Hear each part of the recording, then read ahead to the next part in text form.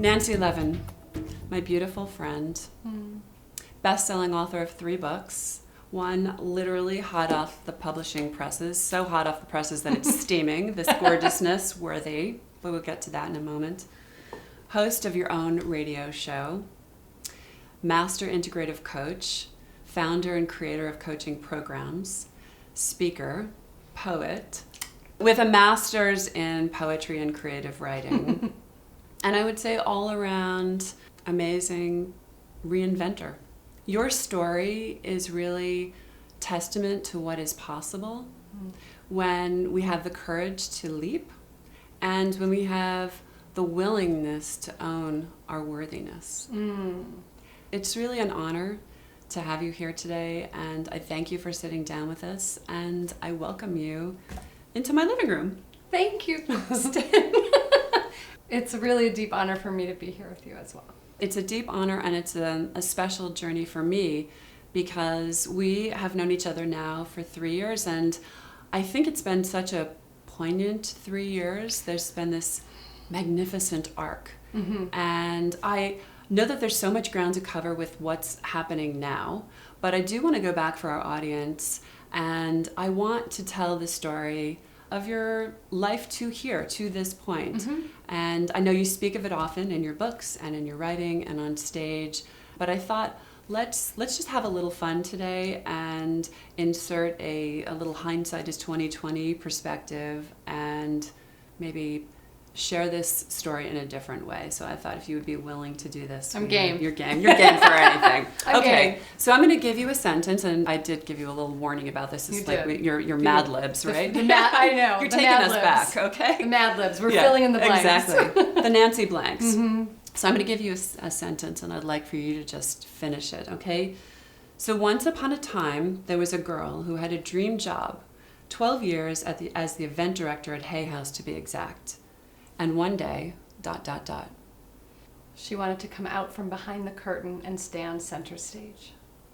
Previously, she had been managing the perceptions of others, giving other people the lens to see her through, and operating from the motto of never let them see you sweat, and chasing the gold stars and seeking external validation, and really being run by her perfectionism.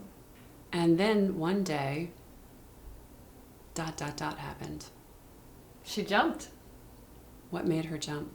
The deep knowing that her worth and value was no longer being determined by others. That her worth and value was no longer being given to her. That it actually isn't anything that can be given or taken away. So everything looked perfect on the outside. Everything in the professional realm. She was the one that kept everything together. She managed other people's careers. She was behind the scene. She was the one that fixed everything. But one day, everything in her personal life fell apart. Yeah, so I hit the moment of, my own dark night of the soul, hit my own crisis, hit my own point where I knew that I had a choice of either going back to sleep and falling back into the life I'd been living, or I could get about the business of making major change. For me, the experience came out of such a sort of catastrophic shock that I knew I needed to take responsibility for my own life, and that I knew that I had the choice to propel myself into something different. So let's just take it back for a second. And that catastrophic event was? My now ex-husband reading my journals. Right. So total devastation. And you had been married for how long? We had been married for nearly 18 years. Right. So you were really hiding behind the shadows for a long time. Hiding behind the shadows and really fearing any sort of exposure. I was living in a place where I didn't want anyone else to know me, and I didn't want to know me. Right. And I didn't want anyone to see me in any other way than the way that I gave them to see me. And I was so completely absorbed with being Superwoman. This completely manufactured persona. But think about how we all do this. We all do this. Where does that come from? So here's what I believe. That we all think we need to hide some aspect of ourselves in order to be loved and accepted. Right. And this begins very early on because we start absorbing information about good and bad and right and wrong. And we start seeing qualities in ourselves that we don't want to identify with. So we start actually disowning those certain qualities. So when I say we're hiding something, it can be a skeleton in the closet secret. Right. Or it can be a certain aspect of ourselves, a quality that we want to disown and disidentify from, that we name bad or wrong, because we think that if we show the truth of who we are to the world, we won't be loved and accepted. But here's the thing. We all want to be loved for who we are. I mean, that's what we're all running around saying, that just love me for who I am. But we don't reveal who we are. Yeah, but it's like, but I'm not going to tell you who that is. Right. So there's all of that. And then there are the layers upon layers upon layers of the subconscious stuff that we're not even aware we're doing. Right. Because, and really, so, that goes all the way back to these limiting shadow beliefs that are formed in childhood. Right. And, when we're under 10 years old, events and circumstances occur that we're too young to process and digest in a healthy way. Right. So we make them mean something about us, and we start drawing conclusions about ourselves. And this is where the beliefs start forming of, I'm not enough, I'm not good enough, I'm not lovable, there's something wrong with me. Right. And what I have seen in my own life and in the lives of the clients I coach is that funneling down from all of these beliefs is, at the core, I'm not worthy. Right. I'm not worthy of love. I'm not worthy of money. I'm not worthy of happiness. I'm not worthy of taking time for myself. I'm not worthy of freedom, whatever it is. So let's go back for a second. Mm-hmm. So you get this call. Your ex-husband has read your journals. Yes. It's like the worst exposure you could have ever felt to right? Yeah. And so now you have to make a move. Make a move. Right. So it was the most exposing thing because he actually threatened to expose me. Right. So he was So not only did he read them, but he was saying, but I'm going to let everybody else read them. I'm going to basically share them. I'm going to share them with your friends, your family. And you were like, I'm never going to write another word again. Right. And I didn't for nearly 2 years. How many journals did you have? Over 70 volumes. Yeah. So you were a prolific writer. Prolific writer. Since I was 11 years old, I'd been keeping a journal. And the day after he read them, I actually destroyed all of them, over 70 volumes. Right. I really sit with it now. And at the time, I did it out of fear. Right. Absolutely. You're like, that's it. I'm like, okay, he's holding 4 of them when I walk in the door. Right. Did he only read those 4? Like, did he read 70? I wanted them gone, and I was operating from such a place of fear and responding and reacting to his rage and his controlling nature, which I had lived with for all that time. Right. And had gotten very accustomed to living in a state of constant reactivity to him, and the people pleasing and the bending over backwards, and what can I do to make him okay, and what can I do to make him happy, and how can I buy his love, literally and figuratively. Right. And so in that moment, I really just wanted sort of all the evidence or all the, anything that was written down, I just wanted it gone. Yeah. So how many years ago was that? That was April of 2008. I bring that up not to rehash that situation, but to highlight where you were, how you awoke, and where you are now. And so could you say that you're now out on the other end of that and you have a perspective where you can look back and say, not, I'm glad you read my journals, or... But I can say that. But, okay. Can you say, I'm glad this event happened so that I woke up to become who I was meant to be? I can. I really, because what I know is that I ultimately, set a bomb in my journals to detonate. You're like, how long is this? Yeah, this is a to detonate 8 years later. Right. And, that's a way to put it. You know, what I can see is I do have deep gratitude for the fact that he did read my journals, because what I know is that if he hadn't, I would actually still be in that marriage. Right. I would still be there. I would never in a million years have the life I have right now. Right. And I would still be stuck. And I would still be trying to, you know, as Brene Brown says, hustle for my worthiness. Right. I would still be trying to prove myself. I would still be trying to earn my value. The big crossing over for me was around taking responsibility, to no longer be pointing at anything outside of me or looking at anything outside of me. Right. And to realize, you know, I have a role here too. I co-created the dynamic between the two of us. And it's interesting, like I remember after I left, and as I was doing so much inner work on myself, and as I was growing and evolving, there were moments where I thought, oh, I could go back into that marriage. Like, I could go back into that marriage now because I've grown more. But what I realized, there was no possible way that this me could be in that marriage. With meet that him. For me, I knew that it was no longer about saving him or fixing the marriage. It was only about healing myself. Because Saving me. That's all I have any control over. So I met you at this magical moment because I didn't even actually know what was happening in your life at that point. So that was about 3 years ago, almost to the day. And the way I would describe that moment in your life, looking back now, is I feel like you were standing at the tippy edge of a very, very high diving board. And you had, you know, toes creeping forward, and, you know, you were still like hauling some baggage, and you were still back in the old job and back in the old life. And I remember that you were still operating as the director of events at Hay House. So you were organizing the whole behind the scenes of all the events, but they were also pushing you out onto stage to say, please read this incredible poetry. And I remember you went up there, and it was magical. But you hadn't fully owned it yet. You didn't realize how amazing you were. And it's incredible. So this is the story. This is the story of what you've done with your life, because that is really the inspiration that we want to share. You know, here today, here in your work, it falls off the pages of your books. It's really igniting that possibility in other people, right? Yeah. Really igniting that awakening.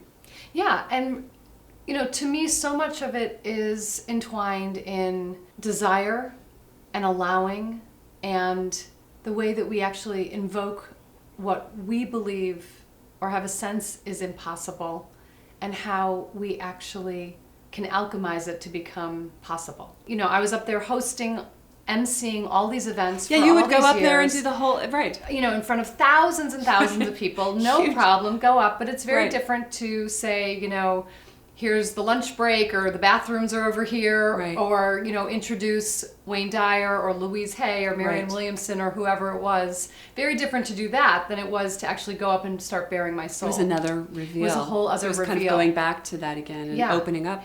And, you know, this was a big turning point in this whole worthiness aspect around taking my place and owning my place and time to deliver what was in my heart. Right. And realize that the more specific I was, the more universal it actually became. Right. Because I thought, who wants to hear my poems? Who wants to hear about what I'm going through? Every book is already written, right? The shelves are filled. Who's going to relate to this? Right. And, you know, I'll never forget the first time that someone came up to me after a conference and said, you know, I thought I came here to see Wayne Dyer, and I came here to hear that poem. It was really a revelation for me.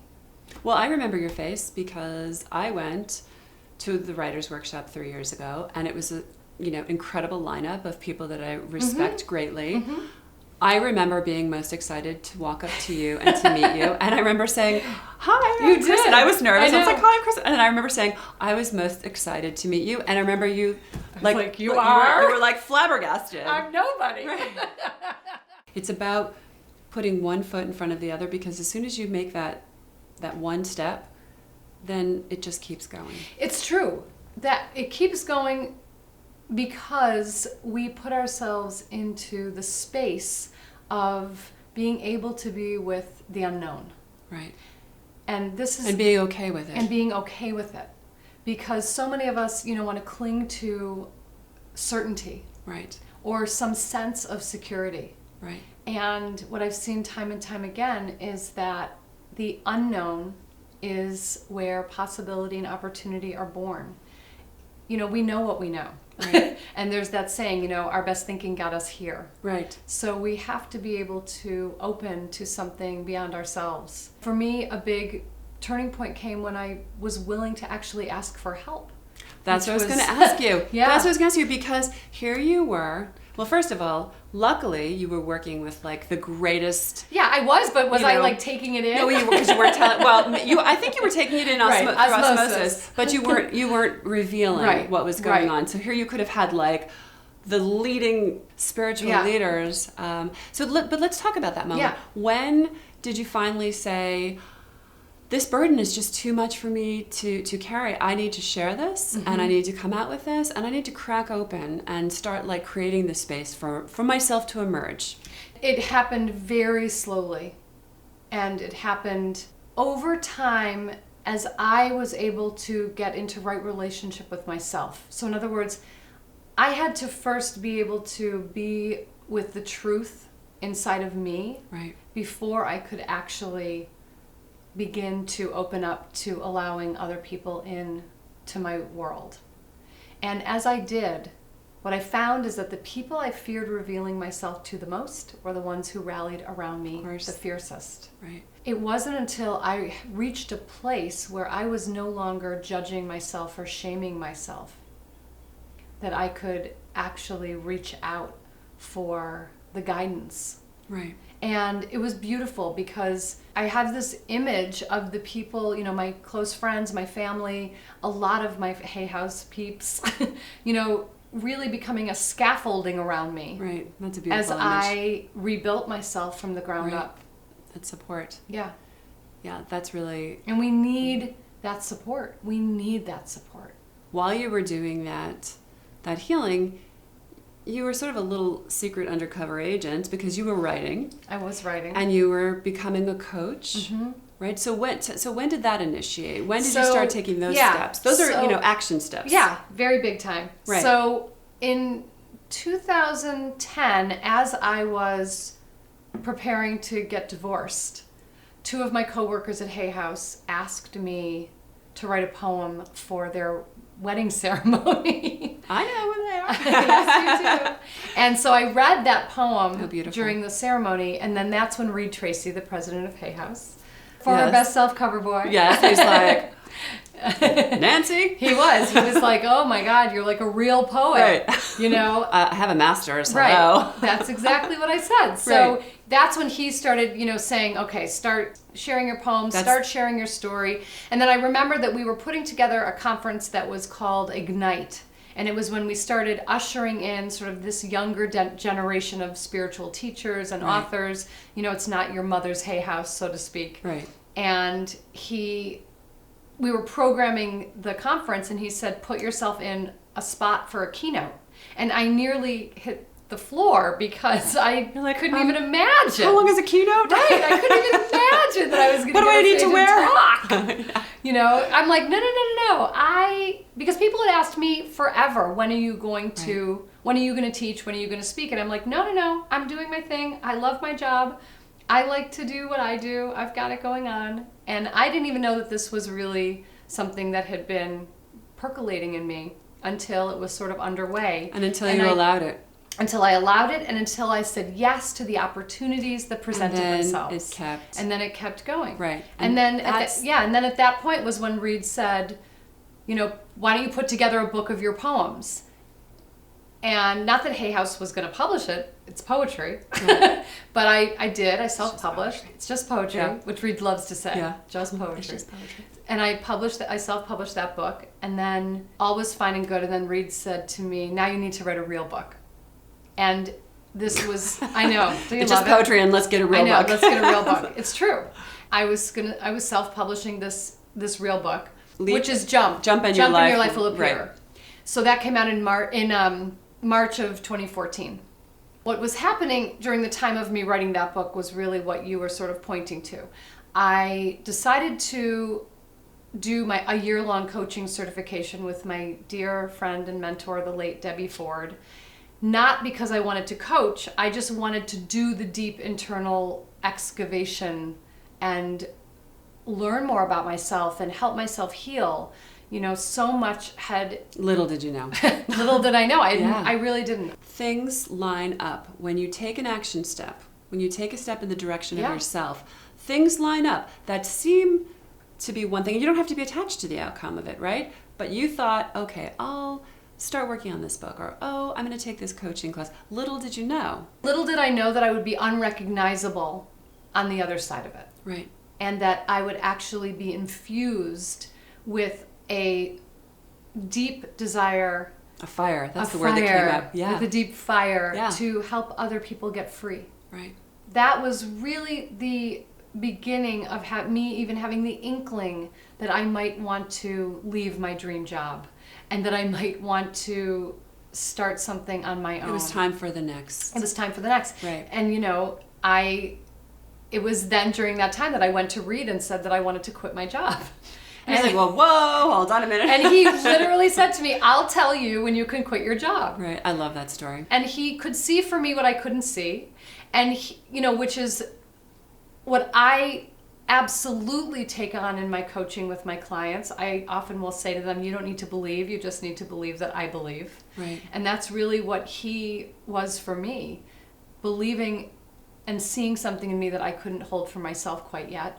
And, really being practical with me of don't leave this job until you really have built up your coaching practice, until you publish this next book, until you have a firm foundation under you, so that when you leave, you're not in a place of desperation or you're not feeling resentful or fear.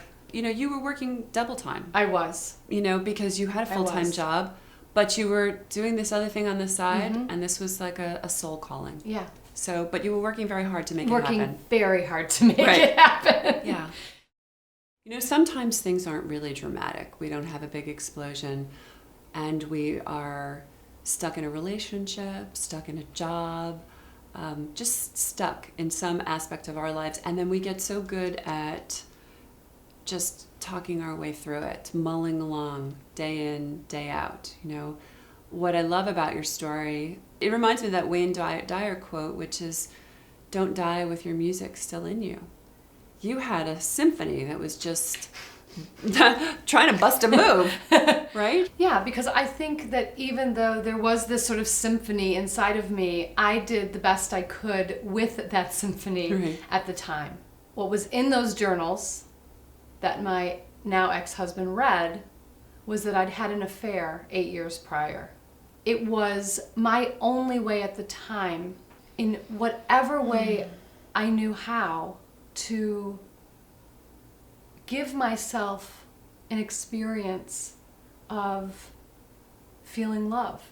I was in a marriage that was completely filled with rage, and I was completely filled with fear. And I really had to package myself on a daily basis to be digestible to him. Didn't matter what it was doing to your insides. Didn't matter at all. And so I was constantly in a role that I put myself in, where I was completely living in reaction to him, and always around, what can I do to make sure that everything's okay for him? And what I can now see, because I've been able to put the constellation together of all of this. This goes back to, the fact that I had a brother who died and who was ill. And you've heard me say so this was when you were a child. When I was a child, yes, when I was very young. I was 2 years old when my brother died. My 6-year-old brother died. And I took on this role of trying to heal a grief in my parents that could never be healed. And can I just ask you, did you figure that out through your coaching? Did you make I did. So your work, through the work with Debbie Ford, through the deep shadow work, I was able to actually be able to go back and see and find this and what happened when I was 2, what I made it mean about me. So these shadow beliefs I was saying, everything Powerful. I made it mean about me. The way in which I then went out into the world, and you've heard me say this many times, that on the day I met my husband, it was as if he said to me, "Hi, I'm broken." And I said, "Great, I'm Superwoman, I will fix you." Yeah. And, our core wounds were a match made in heaven.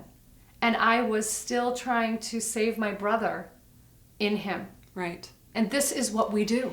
Yeah. Until we heal something, we continue to draw it into our lives as another opportunity to heal. So if someone isn't experiencing something, grandiose, okay, but they are, there's some baseline ennui, it's just going along, mulling along. Where do they start? What is the first question they ask of themselves to take stock, to take a pulse? I love that you're asking me this. There's a fabulous exercise in this book, Worthy, called 50 Desires. Because for me, what I know is that I had been putting my wants and needs I completely just put them away to enable all of everyone else's wants and needs. So everything at work, everything at home, all I was doing was taking care of everyone else's wants and needs. So you downloaded, that's my job. So I don't, and I'm going to be the best at it. And I'm going to be the best. And I you am were. going to be the best. Oh, I was. I mean, my God, what Right. I was. You're lucky No it didn't doubt. make you sick. I'm so lucky it didn't make me sick. I'm very lucky. Because it's going to come out sideways, right? So this is the thing. Right. Yeah, when we don't tell the truth to ourselves, the truth will come out sideways. Right. Yeah.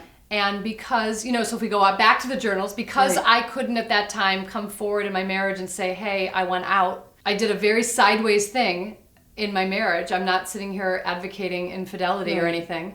But I also can now have compassion for who I was then, doing what she thought could in some way serve her in having a deeper knowing with herself. Well, it was also setting another bomb. And it was setting off the bomb. We create our own chaos. Right. I mean, we do. People don't like to own that. They don't like to own that. I know but they yes. don't, but we do. Right. I mean, I know that I created my own chaos. Right. I clearly know. Right.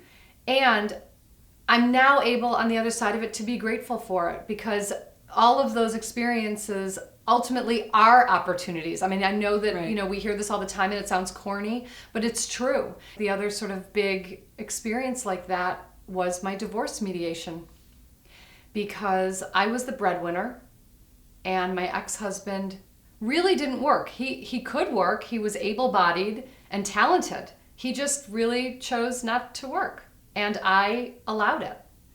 And we went into the divorce mediation with my lawyer saying to me, our stance is no maintenance. And what happened was, we were sitting in a room together, me and my lawyer, and the mediator came back into the room after meeting with him and his lawyer to say they want $4,000 a month for 7 years. And instead of my lawyer saying, no maintenance, no that's maintenance, what we agreed that's on. what we agreed on, Right. he started negotiating a package. And in that moment, I didn't know what to do. You know what to do now, right? I know what to do now, but I didn't know what to do, and so I didn't do anything. Right. And so I ended up agreeing to a divorce settlement that had me paying a lot of money, covering his debts, giving him a piece of property, setting him up, for a substantial amount of time to continue not even having to work. And all of this because I couldn't stand up for myself, and I couldn't stand in my own self-worth, and I couldn't see the ways in which I was continuing to abandon myself for the sake of another. But at least you knew that it had to shift. It was like the catch-22. I would never have gained the knowledge and the fierceness around it had it not happened. It had to happen exactly as it happened. Right. It absolutely had to happen that way for me to learn. And now, this me now, sitting in that room. That just wrote this? This worthy me Yeah. would have, immediately said to the lawyer, hey, time out. Exactly. We're not doing right. this. No, we didn't agree to this. Absolutely. Right. Big shift for me. That was the excavation of some big shadow beliefs as well, right? Huge shadow beliefs. Huge. There are so many women I coach who are going through a divorce, and whichever side of sort of the financial carrying they're on, even if they stand to get a lot of money, they're willing to let that go because they just want to have it be over and be done with and make sure that they're not like hurting anyone or that they're not taking too much or, it's interesting because I really, I've coached a lot of women who are sort of on the other side of fighting for the money, and they still want to push the money away because they just want it to be over with. Looking back, you realize that you had to go through that fire in order to become the teacher. I had to. Yeah. I remember even when I wrote Jump and started speaking about it, I thought I can't get up on stage and just tell people what to do. Right. All I can really do is share my own story, share my own experience, share experience of clients I've coached, and provide a roadmap, provide a compass through the chaos. Well, but like our friend Gail Larson always teaches, we hear through story. We do. We hear through the authentic sharing of another person's story. Yeah. I didn't realize initially that this was a book about self-worth and net worth. So Worthy, boost your self-worth to grow your net worth. And I thought, whoa, girl, you're taking on two serious, highly charged hotbed issues, like bringing money and net worth into the spiritual conversation. Mm-hmm. I want to know, what was the moment? Was it the divorce negotiations? It was. It really was. That was when I realized that the self-worth piece and the net worth piece were so intertwined for me. Right. And intertwined even about my beliefs, because I was very fortunate. My family, my family had money. My parents paid for school for me. I wasn't, I didn't go hungry. I wasn't wanting for anything. I was very well taken care of as a young, as a child. And very responsible. And hyper responsible. Straight A student. I earned by being taken care of. Right. Yes. And I worked very hard. And when I met my now ex-husband, he came from a family 180 degrees from mine. I really felt a strong urge in me to make up for what he didn't ever have. And so I really wanted to be able to give him experiences that money could buy. Right. So where do you think that comes from? Because that's a common thread. Mm-hmm. What would be the emotion that is attached to that? Wanting to give someone something that they don't have. For the wrong reasons. For the wrong reasons, and that's really the important thing to say. Right. For me, I think there was some sort of guilt or shame that I had it so good, let's say. Right. We think life is a zero-sum game. We think that if we have, it means someone won't. Right. It doesn't. There are people who don't. Right. But we think that if we actually have, there are people who will go without because we have. So there's a bucket and it's this big and that's it, and there's not. And that there's some finite amount right. of whatever. So where do you think that comes from? I think that it comes from back. It comes from whatever it is back in childhood that we made these commitments around, or that the ways that we chose back then to feel safe, the way we started making sense of the world around us, because what we were imprinted and loaded in with our parents' beliefs about things first and foremost. If we spent as much time on what could be as opposed to all of these limiting scenarios that we don't have enough or there'll never be enough, we could flip that game board. We have this negativity bias in the brain that has been proven now by scientists that, we default to the negative. Right. So there has to be a willingness to rewire and a willingness to flip that switch around so that we can actually look into what will be empowering and positive instead of disempowering and negative. This book is really empowering. And the praise for this book was like the Academy Awards of Self-Empowerment. I mean, I don't think there's a name that's not in here. It was just amazing. And you're worthy of it. You know what? I'll own it. I'm very grateful, and I believe the book deserves it. It does deserve it. I love the sharing of all of your clients, the stories. Yeah. That was really powerful. Obviously, love hearing your own story, thread through that, but love the sharing of your clients because there's so much diversity. Yeah. There's really something in here for everyone. When I think of money problems, I think of there's not enough, or I need more, or I have too much debt, but I never think of I have a money and that's a problem. And can you speak to that? Yeah, I mean, even for me, in my own experience, so I go... And talk about frozen vegetables. I was going to. It's exactly where I was going. So in my own experience, so after I have this whole situation of having to have the divorce settlement, have to pay all this money, and I'm able to then, recoup and start saving. Right. I am amassing what I feel is like a significant sum of money. Right. It's sitting in a savings account at a regular old bank. Because we know it's there. Right, because I just know it's there and I just want to see it and I want to see the number. I'm not the least bit concerned about like interest and stock market or investing feels like gambling to me. Right. Is terrifying to me. So I'm hoarding, really. Like I was just hoarding money out of fear. And something happened for me where someone actually gave me the name of a financial advisor. And I thought you had to be like a millionaire or billionaire to have a financial advisor. Like I've hoarded this amount of money, but really is that worthy of a financial advisor? And I got on Skype with her and she gave me this brilliant analogy that, hoarding this cash in a like 0.05 or whatever, 0.005, like exactly. whatever, It's like or 3 0.001, cents. Exactly. like whatever it was, some ridiculous number. Right.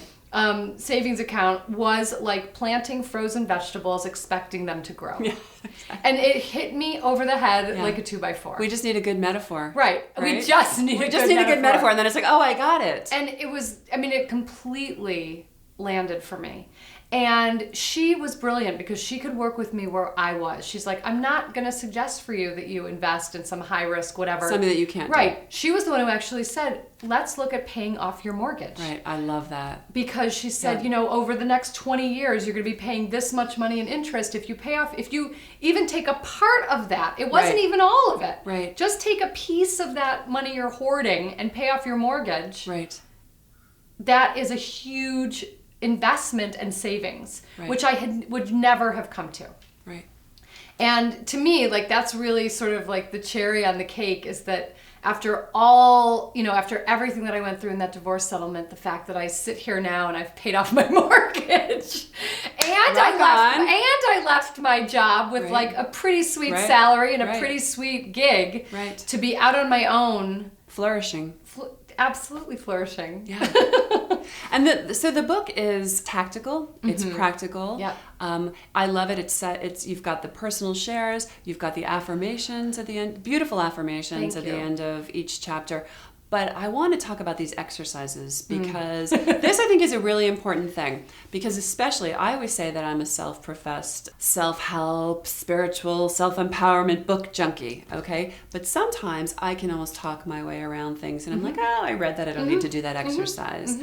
And I think that even Doreen Virtue says in the foreword, like, please, put the pedal to the metal, pen to paper, do the exercises. Yeah. I am working through those exercises right now, and it's amazing. In the beginning, I was like, oh, I know this. Yeah, I know. Mother, father, I got this, down low, blah, blah.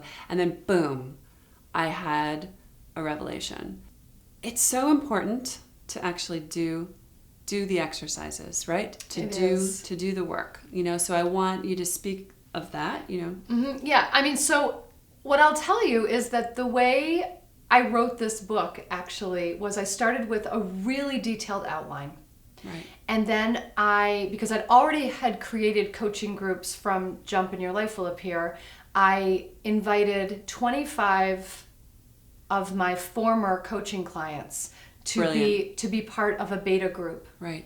And their willingness to be part of the group was that in exchange for partaking and for getting the coaching, right. was that they allowed me access to their stories. I recorded all the calls and I had the transcripts, had them transcribed. Wow. All of our private Facebook group sharing was fair game. A lot of information. A lot of information. But I took this group of women through this process. And again, very diverse group. Very diverse group. I would say there's everybody from like drowning in debt. Totally. To trying to plant frozen vegetables. Yes, no, really, right. Very, very diverse. Right. But I needed to see if this process worked. Right. I needed to really see that it was a proven process. So I took them through this over a period of maybe nearly 3 months.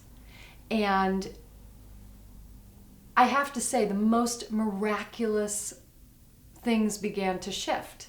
And then over time, this group of women have started their own businesses, have left marriages, have gotten married, have written, have started new things, have the 50 desire exercise that I mentioned earlier. They all did this.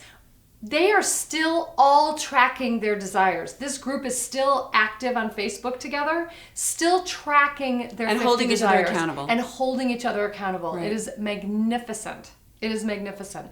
I mean, people have published books, you name it. So let's just go back also, because I want to be really clear, because Yeah. I think this is so important. Let's just talk about the basic tenet, which is self-worth, net worth, okay, and how it relates. So the overarching premise is when we think that we are not enough or we're not good enough, we also fear that we won't have enough. And this fear becomes a self-fulfilling prophecy. Mm-hmm. And we set ourselves up in such a way that we don't actually expand our havingness level. We don't actually allow in the full richness that life has to offer. When I speak about net worth, I'm not just talking... I was just going to ask you to define it. I'm not just talking about bank account. Right. I am talking about the full juiciness, richness, yumminess of life. Do I have a wealth of opportunities? Relationships, right. All of it. Joy, delight. All of it. Right. Freedom, joy, happiness, all of it. One thing that always comes up for me when looking into this work is that these beliefs, these downloads that we have, that we've processed and carried throughout our lives, they're so basic. They're survival. It's critical to uncover these beliefs that have been obstacles for us and that we have seen standing in our way, because we're really the only ones standing in our way. Right. And we're really the only one that cares about it. Like when you were so worried about what everybody was thinking, it's like they're so worried about their own lives. Oh my God, let me tell you, no one cares that I had an affair. Nobody cares. They're like, yeah, not your greatest moment, but, Do you want to know how many people would say to me when I said, he read my journals and found out I had an affair 8 years ago? They're like, he read your journals? Exactly. It's like nothing. But again, it's how big we make it. It's how much we carry. Right. And, to carry it your whole life. And then the other thing is, the longer you carry it, the further it's buried. Exactly. Right? So because we're muscling through. Right. And then the more we have to, it's like we need a whole excavator to get in there. All of those shadow beliefs, the I'm not lovable, there's something wrong with me. Right. Those are the beliefs that we go out into the world with. And what happens is we actually draw toward us people, places, situations, circumstances that will reinforce those beliefs. Confirm our beliefs. Exactly. And it's interesting because I even brought this up, I think I had mentioned this to you earlier, I brought it up to a friend and said, oh, this is so great, this book, I'm buying it for everyone I know. And I said, I was describing the self-worth, the net worth, and she immediately got defensive and said, well, I don't have any self-worth problems. I feel I'm worthy of money, but even though it's not commensurate with what the bank account shows. So people get very defensive when you bring those words into the same. They do. And what I find around this conversation too is how many people are still living with a lot of magical thinking. Right. And, I'll be the first one to sit here and say I'm not a big believer in manifesting because I believe that it has to be backed by action. Action, right. So how about action steps sprinkled with a little faith? Yeah. Do you know what I mean? Yeah, I feel like because I don't get the whole thing like, oh, I don't want to talk about that because that's negative and I'm going to attract more of it, because that's like saying I don't want to look at my mounting credit card debt because it'll just magically go away. I mean, that's the first chapter in the book, and step 1 in the coaching is taking off the blinders because Oh, you have the best chapter names. So again, one of the things that I felt was so helpful in the book was diving into other people's stories and to sort of follow their process and to follow how you led them and how it highlighted the equation of self-worth and net worth. And could you give us an example of that? Yeah, so a client who comes to mind is someone who she was in her late 20s and her husband died of cancer. He left her a considerable sum of money. She was grieving, and she also didn't feel like she was deserving of this money because she didn't earn it.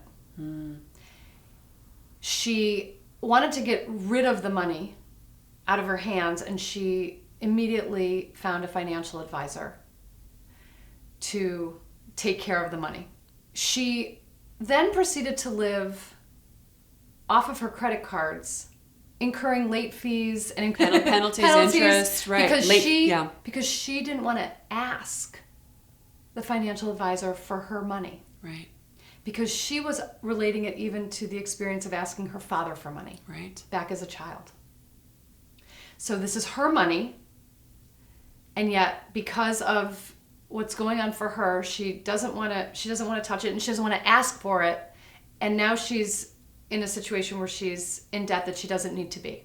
Right. When she comes to me, we start working on the fact that what she really wants to do is move to Hawaii.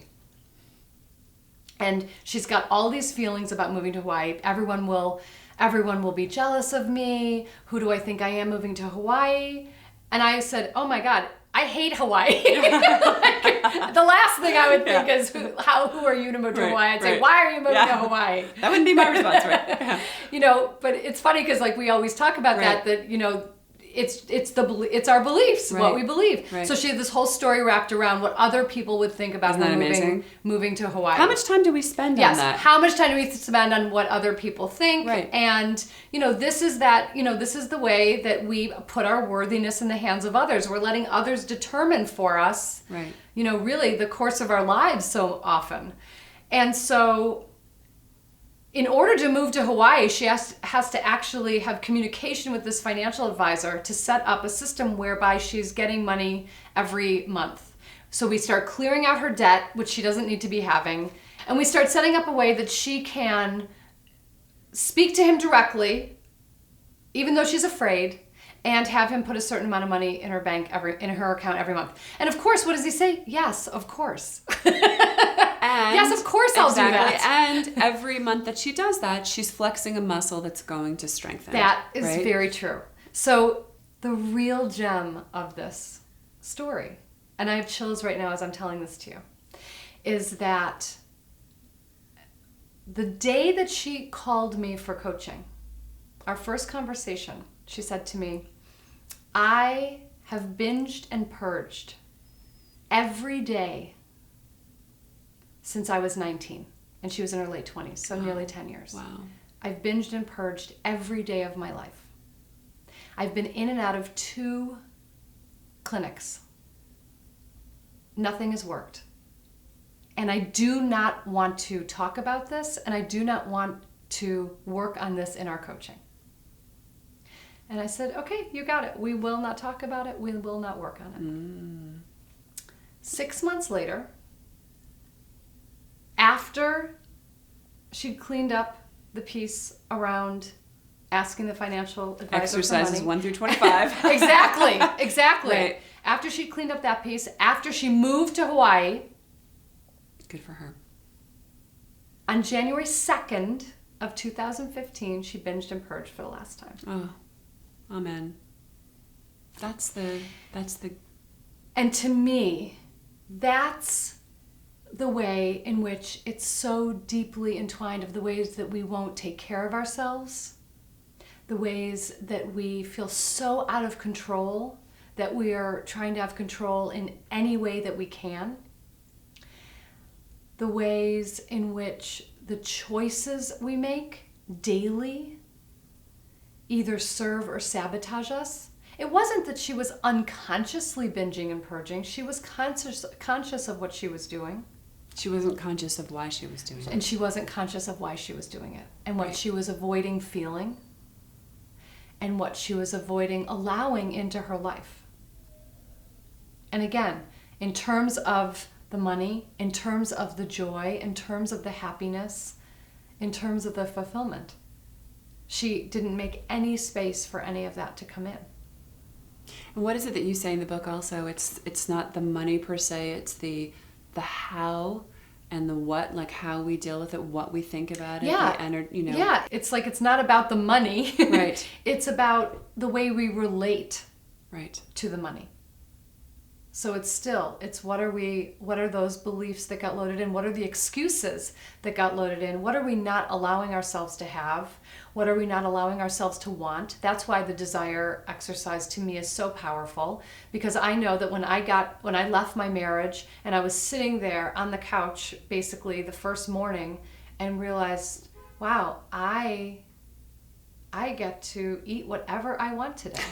Seriously. Whatever I want Whatever to. I want, whenever Right. I want. I get to move my body in the way that I want to move. Because my ex-husband controlled all. He controlled what I wore. He controlled what I ate. He controlled my exercise. He was very controlling. And I, enabled it, like I said. But for that day that I sat there and thought, oh my God, I can do whatever I want, and I have no idea what I want. That if left to my own life, I have no idea what it looks like. And this is a common story I have found. And so I feel like it's so critical that we start naming our desires, because that's what starts to move them. I love that also, because it's not just naming what's wrong. It's like naming what's right. What is it that we want? Yeah. What is it? Where is it that we're going? Yeah. You start the book with, again, one of your just most lovely divine poems. And I have this small excerpt that maybe I was going to read it, but I'd like you to read it. It's literally just 2 parts of the passages. It really stuck out and it resonated with me. My body, a treasure chest, its cellular secrets under lock and key, until the moment they were ready to be freed. Knowing my worth is inside of me. It can't be given or taken away. Thank you. You're welcome. In terms of worthiness now, you've created this incredible methodology and these incredible exercises, and I would say worthiness 101. Do you fall off the bandwagon? Of course. It's been very interesting, because as we're doing this, this is all happening in real time. This book is launching right now. Right. And what I've really come to see is that I can't possibly publish a book called Worthy and not have my own issues of worthiness, flare up right in my face. But it's the developing of the tools. It's right? developing the tools, and it's the recovery time. Right. The recovery time is so much shorter. It's like, oh, okay, I'm doing that. And so it's the That's awareness. flaring up. Right. It's the awareness and the tracking and the remembering that whatever is arising is here to teach me what I came into this lifetime to learn. Right. I know this. Right. I know this now. Nothing's happening to me. Everything is happening for me. And that if someone else gets, it doesn't mean that I go without. Right. I'm just so grateful to have been witness to this story, really to have seen what has transpired in your life in the last 3 years. And I know there was a whole lot of life that came before that. But again, the way I started the interview and the way I'm going to end it is the same way, because it is such an example of what is possible, that it's never too late. Whatever it is that's going on, and with whatever you're feeling and however old you are, whatever your circumstances are, whatever your bank account looks like, that you can shift, that you can do this work, that you can uncover, that you can open up to your worthiness. I always come back to the fact that our present moment choices predict our future. So our present moment choices are our crystal ball. Yeah. So we have... Oh, I love that. Yeah, we have the power in this moment to make a choice that will either serve the future we desire to live into or sabotage that future. But we have the choice. Mm. So what's the dream for Nancy? And what's the dream for this project that you're birthing right now, and this message you're putting into the world?